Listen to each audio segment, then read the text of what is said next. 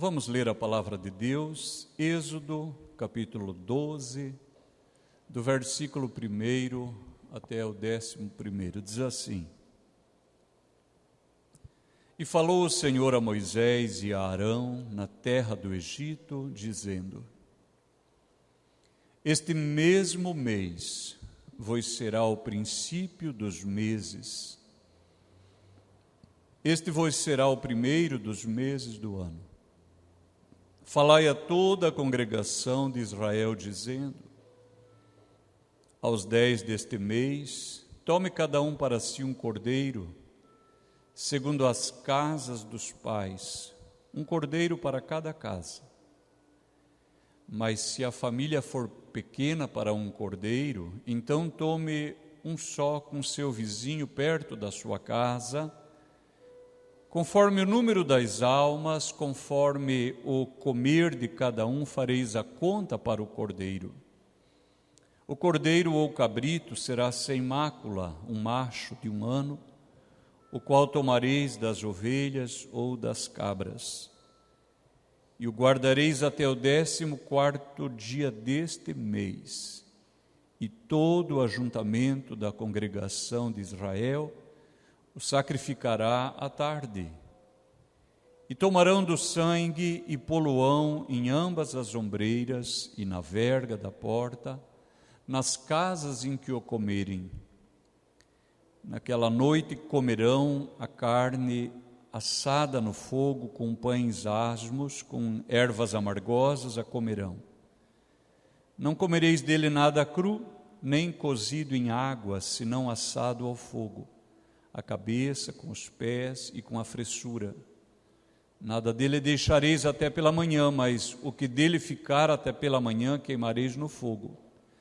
Assim, pois, o comereis, os vossos lombos cingidos, os vossos sapatos nos pés e o vosso cajado na mão, e o comereis apressadamente. Esta é a Páscoa do Senhor. Amém. Estamos diante de Ti, Senhor, diante da Tua igreja, diante da Tua palavra. Nós pedimos que o Teu Espírito a revele outra vez ao nosso coração e ao coração da igreja, para o nosso bem e para a Tua glória. Amém e amém. A ceia do Senhor, ela foi deixada como um evento para unir a igreja. Paradoxalmente, justamente a ceia do Senhor tem dividido tanto os cristãos. E se criaram tantas normas e tantas regras, e só essa pessoa pode participar e aquela outra não pode, e os elementos têm que ser assim e não podem ser diferentes, e foram se agregando detalhes que no fim a igreja, não só por causa disso, mas por isso também, acabou se tornando uma colcha de retalhos. E nós sempre precisamos voltar para a Escritura, para ver o que a palavra de Deus diz, e num espírito de contrição e de humildade, tentar conhecer o propósito de Deus. Nós queremos dedicar uma parte do tempo desta manhã para pensar com a igreja sobre isso. Eventualmente, há quem se escandalize quando ministramos a ceia. Já tivemos muitos casos de pessoas que vieram num domingo de ceia a esta igreja e nunca mais retornaram porque ficaram escandalizados que dessemos ceia para todos, ou que dessemos a ceia para pessoas que ainda não eram libertas ou que não eram batizadas. E nós precisamos saber o que a palavra de Deus diz. Então o versículo 1 diz assim: falou o Senhor a Moisés e Arão na terra do Egito. Repita, por favor. Na terra do Egito. Mais uma vez agora, para você não esquecer. Ou seja, o povo do Senhor comeu a Páscoa onde? na terra do Egito. Eu pergunto para os irmãos, eles já eram libertos? As promessas já tinham se cumprido? O apóstolo Paulo escreve dizendo: não quero, porém, irmãos, que ignoreis que Israel foi batizado em Moisés, na nuvem e no mar. Pergunto para os irmãos, Israel já estava batizado em Moisés, na nuvem e no mar? Não. E olha que surpreendente, o Senhor está instruindo o seu povo sobre a maneira de celebrar uma festa a respeito de uma libertação que ainda não aconteceu. O Senhor disse que vai libertar o seu povo e já passou a instrução como é que eles deveriam fazer a festa para celebrar aquela libertação. Qual? Aquela que ainda não aconteceu. Eles ainda são escravos, ainda estão no Egito, ainda estão debaixo do jugo de Faraó. Olha só, ainda estão debaixo do jugo de Faraó. Baixa só um pouquinho, Job, por favor. Isso não nos reporta para a experiência da igreja? Eu pergunto para os irmãos, não vem no culto pessoas que ainda estão no Egito, usando agora o Egito como uma figura? Vem ou não vem? Não é justamente essas pessoas que você convida para estarem aqui? Elas ainda não estão no Egito?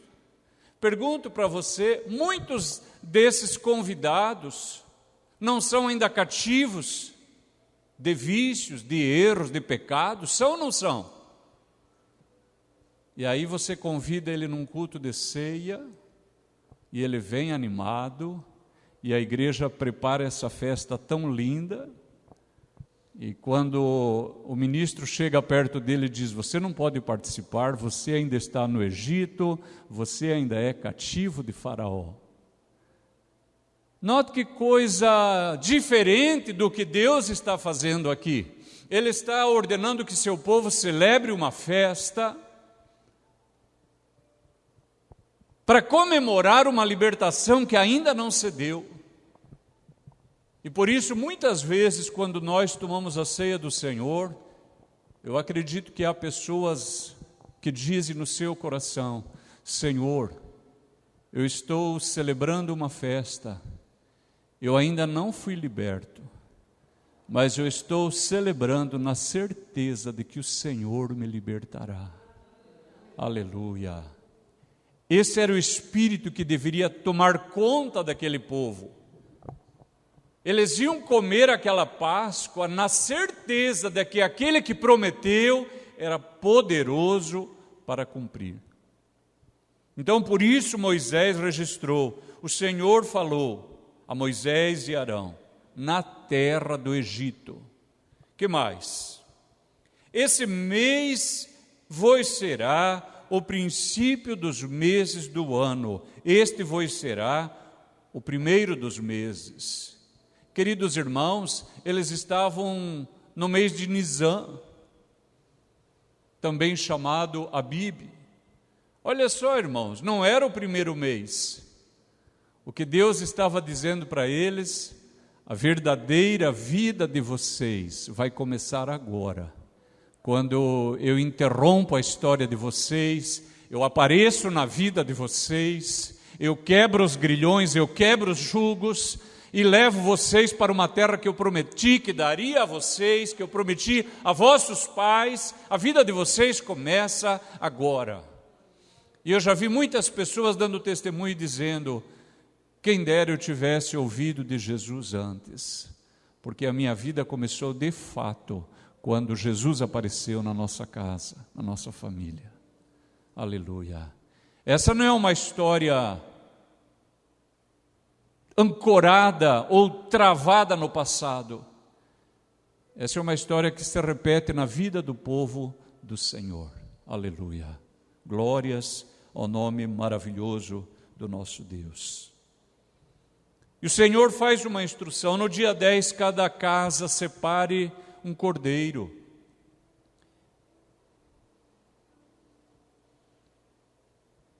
E no dia 14 à tarde ele vai ser sacrificado. Esse era um cuidado simples.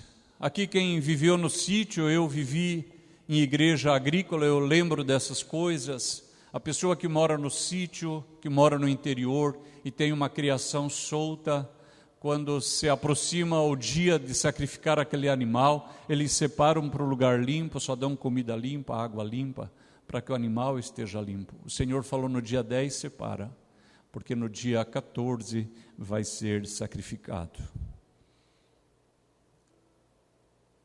E o Senhor dá uma instrução.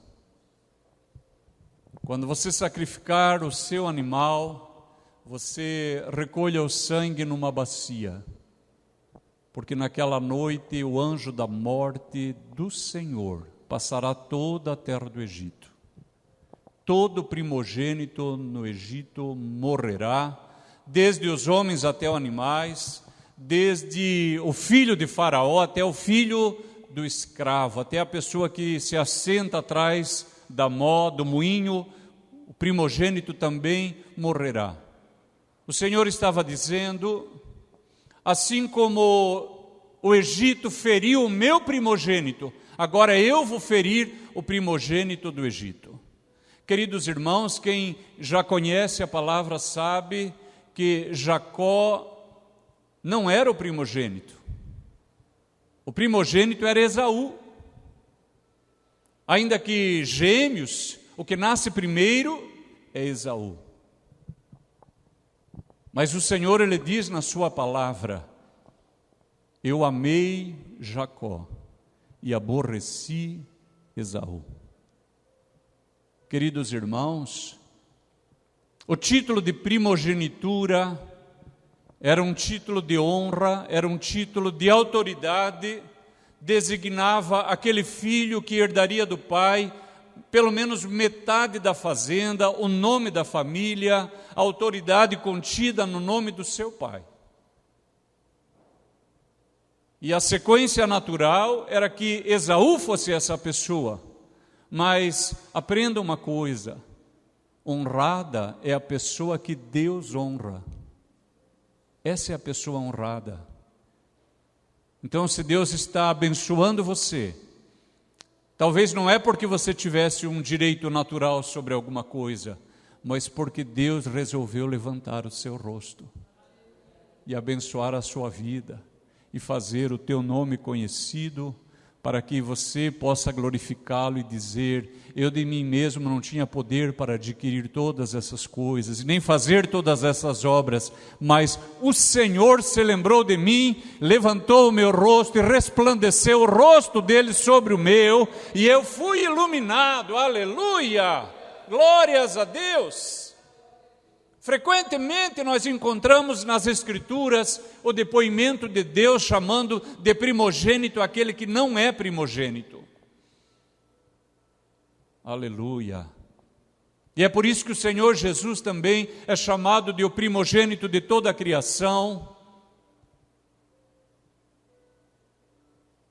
E os herdeiros da doutrina ariana, então, por causa disso, dizem que Jesus é o primeiro ser criado, porque o coração rebelde dessas pessoas não lhes permitem contemplar a divindade de Cristo.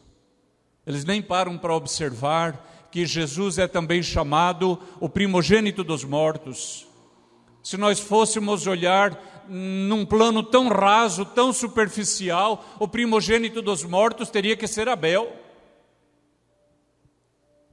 Mas ocorre que no plano divino e eterno de Deus, o Senhor Jesus é o Cordeiro de Deus que foi morto antes da fundação do mundo, para que nós fôssemos salvos, tivéssemos vida e vida em abundância. Aleluia! E pela fé nós também recolhemos numa bacia do sangue de Cristo e o passamos na entrada do nosso coração e da nossa alma. E por causa dele, e só por causa dele, nós temos vida. Aleluia! E mesmo não sendo eternos, porque fomos criados, nós viveremos para sempre. Aleluia! Bendito é o nome do Senhor. E eles então pegaram daquele sangue e com uma pequena planta chamada hisopo, eles a usaram como pincel e pintaram os umbrais das portas e pintaram a verga da porta, obedecendo a palavra de Deus. Há tanta coisa que nós não entendemos naquilo que Deus faz e é. É possível que seja mais o que nós não entendemos na sua palavra do que aquilo que nós entendemos. Mas porque sabemos que Ele é o Senhor, nós nos curvamos, o reverenciamos, nós tememos e trememos da sua presença. E se o Senhor diz que é isso que deve ser feito, é isso que nós vamos fazer. Aleluia. Mesmo que às vezes o nosso coração rebelde teime em se levantar contra Ele, mas o seu Espírito trabalha outra vez, até que nos curvamos diante da sua majestade. Aleluia. E o Senhor, Ele diz: assim, pois, o comereis, os vossos lombos cingidos, a sua veste apertada contra o seu corpo, como alguém que vai fazer uma longa caminhada, os sapatos nos pés, pessoa preparada, o cajado na mão, e a comereis apressadamente. A Páscoa deveria ser comida rapidamente, ela deveria ser comida por uma pessoa vestida e pronta para sair rápido. O que nós vemos dessa exortação é que o povo do Senhor é um povo em movimento. Aleluia. A presbítera que me antecedeu disse: o nosso lugar não é aqui, nós estamos aqui de passagem. A palavra de Deus diz: levantai-vos e andai, porque não é aqui o vosso descanso. Aleluia. Às vezes o cristão, ele enche tantos olhos das coisas desta terra, das coisas desta vida, e nem me refiro ainda ao que é pecado, as atrações naturais desta vida, e o cristão acaba perdendo o timing do povo de Deus, se separa do povo de Deus, perde força, perde energia espiritual. No ano passado, por causa do uso que as autoridades fazem dessa doença que aí está, essa igreja perdeu mais ou menos 30% das pessoas. Pessoas que algumas eram inclusive da equipe diaconal, pessoas que eram dizimistas, pessoas que ajudavam nos ministérios. E por que perdeu essas pessoas? Porque era gente sem raiz. O Senhor Jesus disse: gente sem raiz. Ou é criada sobre a pedra, ou gente debaixo de espinho, que é sufocado pelos interesses dessa vida. Eu quero te dizer, querido irmão, se houve um tempo em que o cristão deveria estar conectado à sua igreja, ao seu pastor, ao seu ministério, é esse tempo, porque nós estamos caminhando para os dias finais da igreja, se já não estamos na hora final da igreja. Não é hora de fraquejar, agora é o tempo de estar junto, agora é o momento de se importar um com o outro, porque a igreja, ela é um povo em movimento. O nosso destino não é aqui, assim como o destino do Egito, de Israel, melhor, não era o Egito. O nosso destino não é essa vida. Nós estamos caminhando para uma pátria, e é uma pátria celestial. E quando você chegar lá, me procure, porque eu vou estar lá. E eu gostaria que em algum momento da sua vida, você também decidisse: eu vou caminhar e eu vou chegar até o céu. E eu quero te dizer, querido irmão e irmã, é muito difícil ir sozinho. É muito difícil ir sozinho. Porque quando estamos uns com os outros, oramos, sentimos falta, conversamos, trocamos experiência, ouvimos testemunho daquilo que Deus está fazendo, ouvimos a sua palavra, participamos da oração. Mas quando o cristão fica na sua casa, tudo que ele tem é a televisão. O povo do Senhor é um povo em movimento. Quando Davi quis fazer um templo ao Senhor, e ele compartilhou isso com Natã, o profeta disse: faze isso que está no teu coração, porque parecia uma coisa boa. Mas naquela noite o Senhor apareceu para Natã e disse: ô Natã, volta para o rei e diga para ele: desde que eu libertei o meu povo, alguma vez eu pedi que vocês fizessem um templo para mim? Por acaso eu não habitei de tenda em tenda e de tabernáculo em tabernáculo? Sabe o que Deus estava dizendo? O meu povo é um povo que caminha, e eu sou o Deus que caminha junto. Aleluia! Aleluia! Deus é o Deus que caminha junto com o seu povo. Nós não fomos chamados para estar parados, estagnados em algum lugar. Aleluia! Se você tem pensado em parar, se você é desses crentes amarelão, veja se não está na hora de você tomar uma decisão e dizer: eu vou me unir à igreja, para que quando essa gente chegue no céu, possam me procurar e eu possa ser contado entre eles. Queridos irmãos, o Senhor acrescenta: acontecerá que quando vossos filhos, olhe só, vossos filhos vos disserem: que culto é este vosso? O que o Senhor estava dizendo, quando a criança, um momento da sua vida, ela reparasse que todo ano come cordeiro, erva amargosa. Aqui quem tem criança pequena sabe, dá erva amarga para ela. Até adolescente tem dificuldade de comer. Pão ázimo, pão sem fermento. Em algum momento a criança dizer: pai, por que todo ano, nessa época, a gente come isso e tem que vestir essas roupas? E eu sempre penso que esse era um dia maravilhoso, que aquele pai, aquela mãe pegava a criança no colo e falava: meu bem, nós éramos escravos no Egito, vivíamos debaixo do laço de Faraó e dos seus exatores. Um dia o nosso Deus, que você ainda o conhecerá, ele passou por toda a terra do Egito, matou todos os primogênitos, porque nós somos o primogênito do Senhor, porque Ele escolheu nos honrar, e não porque nós éramos os melhores ou os maiores do povo, a sua palavra diz isso, mas porque Ele nos amou. E diz assim, no versículo 34, complementando essa compreensão: e todo o povo tomou a sua massa antes que a levedasse, e as suas amassadeiras atadas em suas vestes sobre os seus ombros. Eu já vou falar um pouquinho sobre isso.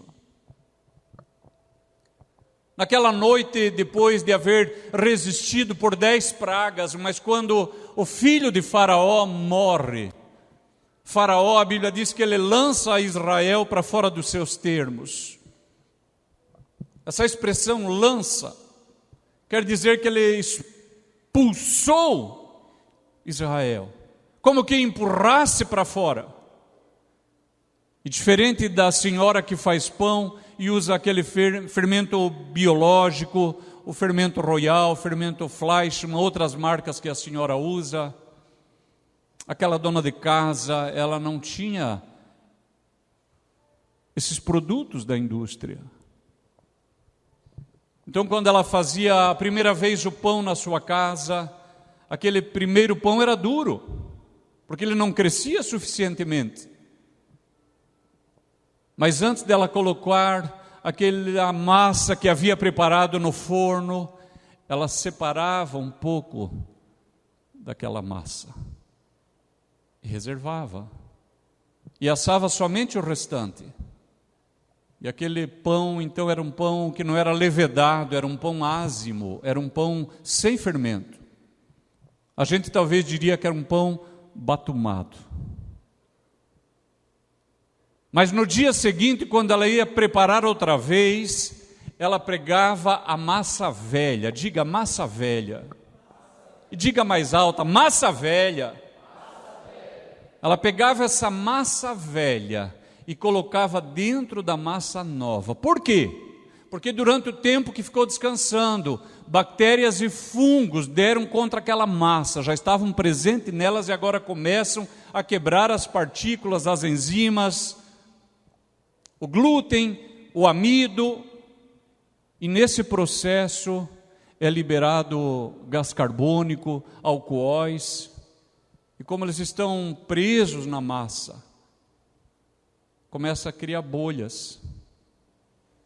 A massa velha faz isso, ela vai criando bolhas. Então, misturada na massa nova, ela faz o pão ficar gostoso, fofinho, e quando é assado, o processo de cocção consome aqueles alcoóis e aqueles gases que ali estão, e não faz então mal nenhum para a saúde, e o que resta é só um pão gostoso, bonito.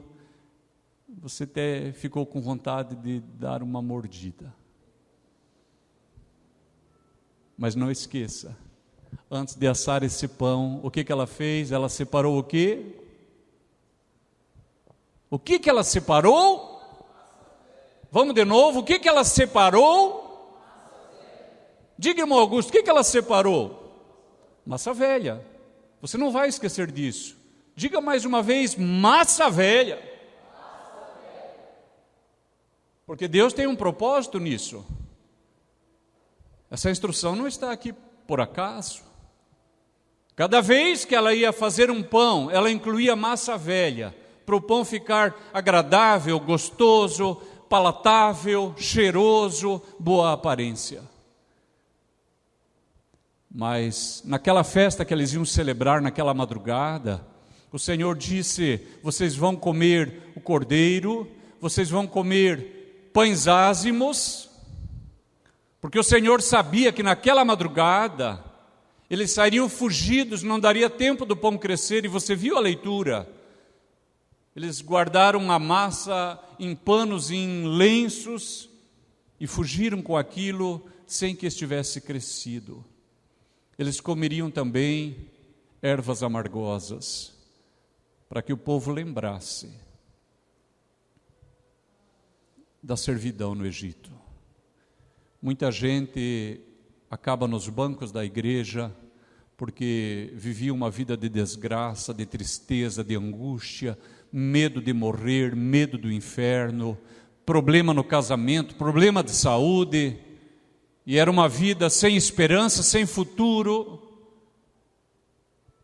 E vem parar nos bancos da igreja e recebe a Cristo, e Jesus transforma esta pessoa numa nova criatura, e Deus começa a restaurar a família, restaura a saúde, restaura as finanças, e eu poderia dar N testemunhos de pessoas que eu vi o Senhor fazendo isso em suas vidas. Mas depois, quando tudo vai bem, eles esquecem por que eles vieram parar na igreja, e tornam para trás. E o Senhor disse: todo ano, na Páscoa, vocês vão comer ervas amargosas para lembrarem como era a servidão de vocês no Egito. E vocês vão comer um cordeiro, para que vocês saibam que alguém teve que morrer para que vocês fossem libertados.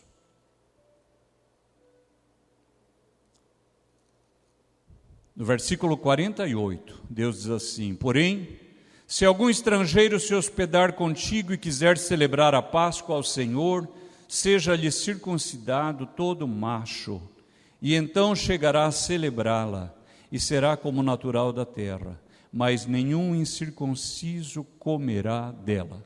Se você for ler o texto todo, vai descobrir que o escravo não poderia comer a Páscoa, o comprado por dinheiro não poderia comer a Páscoa, o incircunciso, o estrangeiro, mas de repente tudo se resume no seguinte: o incircunciso é que não comerá a Páscoa. Se qualquer pessoa quiser comer, pode, desde que seja circuncidado. A igreja primitiva teve um problema seríssimo, porque eles quiseram entender o seguinte: se para comer a Páscoa a pessoa tinha que ser circuncidada, para comer a ceia o que é que tem que ser feito? E infelizmente eles concluíram que tinha que ser batizado. Isso foi uma infelicidade. Abra sua Bíblia em Filipenses 3:2. Guardai-vos dos cães, guardai-vos dos maus obreiros. E olha o que ele diz: guardai-vos de quem? Da circuncisão. Ele chama de cães, de maus obreiros, aqueles que, conforme Atos capítulo 15, são denominados judaizantes, que queriam que a igreja também circuncidasse para ter acesso à graça de Deus, como se já não fosse a graça que nos desse acesso a Deus. E olha o que diz o versículo 3: porque a circuncisão somos nós, que servimos a Deus no Espírito, e nos gloriamos em Jesus Cristo, e não na carne. Não é absolutamente nada material que o ser humano faça, não é nada externo que ele faça. Não é o batismo, nem as obras, nem nada disso que substitui a circuncisão. O que substitui a circuncisão é a fé. A circuncisão somos nós que servimos a Deus como? No Espírito. No Espírito. É isso. Agora, venha comigo para 1 Coríntios capítulo 5, e é a última leitura que eu pretendo fazer. 1 Coríntios capítulo 5, o versículo 1. 1 Coríntios capítulo 5, o versículo 1 diz assim: geralmente se ouve que há entre vós fornicação. Fornicação é a relação sexual entre pessoas não casadas. E fornicação tal qual nem ainda entre os gentios, como é haver quem abuse da mulher de seu pai. Esse tema nós já ministramos aqui há alguns dias, não vou retornar a ele agora. Estais inchados, e nem ao menos vos entristecestes, por não ter sido dentre vós tirado quem cometeu tal ação. Eu, na verdade, ainda que ausente no corpo, mas presente no espírito, já determinei, como se estivesse presente, que o que tal ato praticou, em nome de nosso Senhor Jesus Cristo, juntos, vós e o meu espírito, pelo poder de nosso Senhor Jesus Cristo, seja entregue a Satanás para a destruição da carne, para que o espírito seja salvo no dia do Senhor. Não é boa a vossa jactância. Olha o fermento aqui de volta. Não sabeis que um pouco de fermento faz levedar toda a massa? Alimpai-vos, pois, do fermento velho, para que sejais uma nova massa. Diga, nova massa. Assim como estáis sem fermento, porque Cristo, nossa Páscoa, foi sacrificado por nós. Pelo que façamos festa, não com o fermento velho, nem com o fermento da maldade e da malícia, mas com os ázimos da sinceridade e da verdade. Amém. Lembra do pão daquela senhora antiga, que ela precisava inserir na massa nova uma massa velha, para que essa massa ganhasse leveza, fofura, aparência, sabor.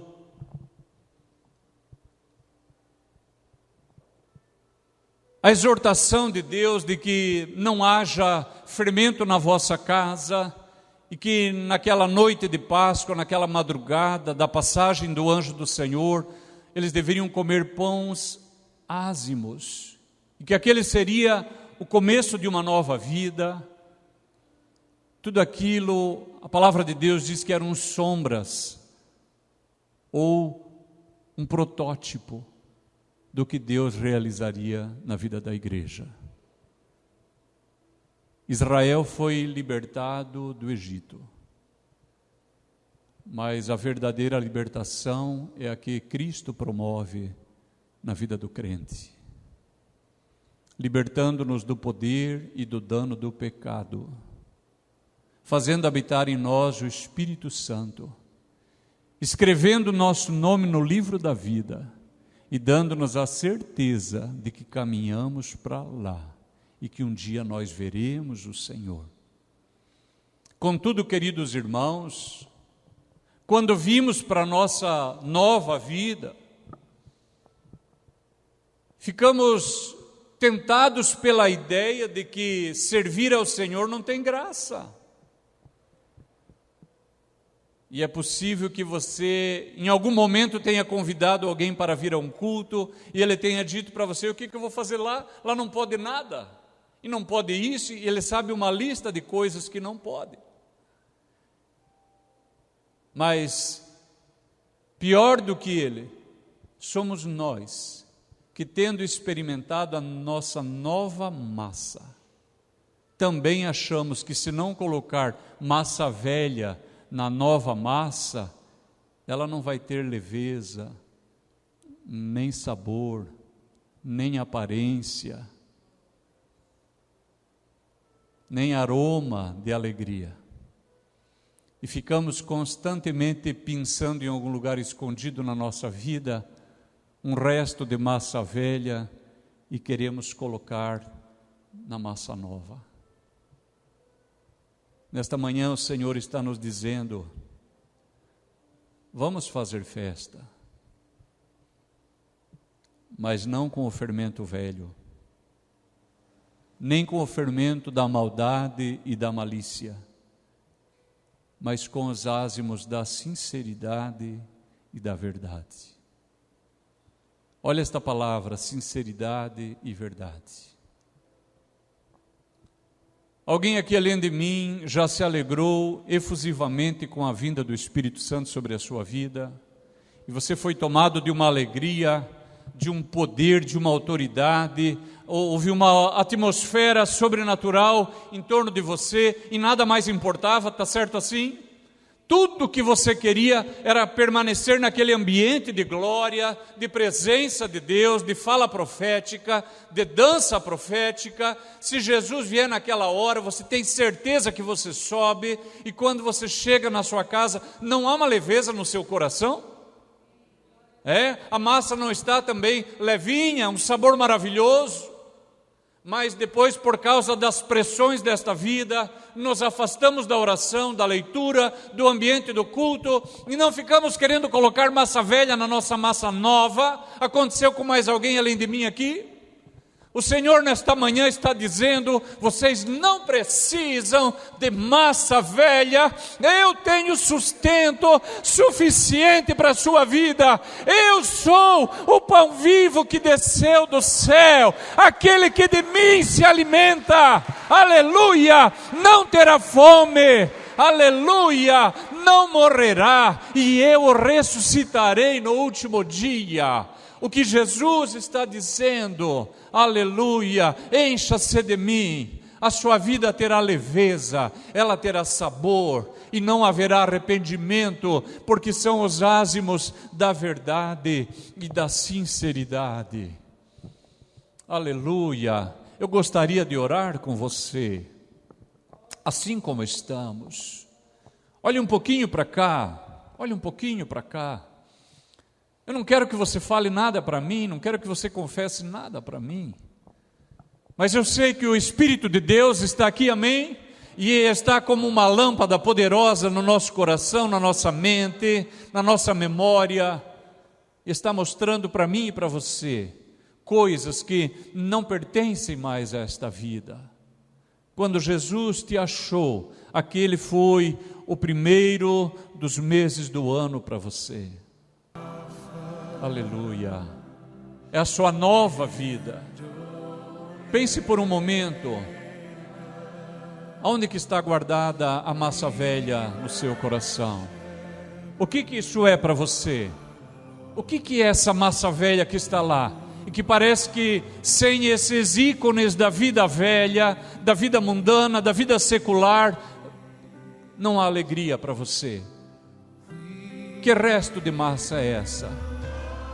Se você desejar, fale isso para Jesus agora e fale: Senhor, me ajude a jogar fora a massa velha. Não está em nós, irmãos, não se iluda, nós não conseguiremos por nós mesmos. É por isso que precisamos de um libertador. Israel precisou, e eu preciso também, e o nome do meu libertador é Jesus. aleluia. Ainda que talvez eu não tenha inteiramente passado pelo mar, nem pelo Rio Jordão, mas eu já vou celebrar, porque eu sei que aquele que me chamou, Ele é poderoso para cumprir, aleluia. Alegre-se, aquele que começou em vós a boa obra, Ele a aperfeiçoará até o dia de Cristo Jesus. Nós te adoramos, nós te adoramos. Pecadores que somos, transigentes, complacentes, ó Deus, muitas vezes temos escondida a massa velha em algum lugar da nossa vida, porque parece que não há alegria sem pedaços da vida antiga. Mas se a tua palavra diz que é possível fazer festa com os pães ázimos da sinceridade e da verdade, o Senhor nunca nos mentiu, nós podemos crer que é possível, nós só não sabemos como fazer.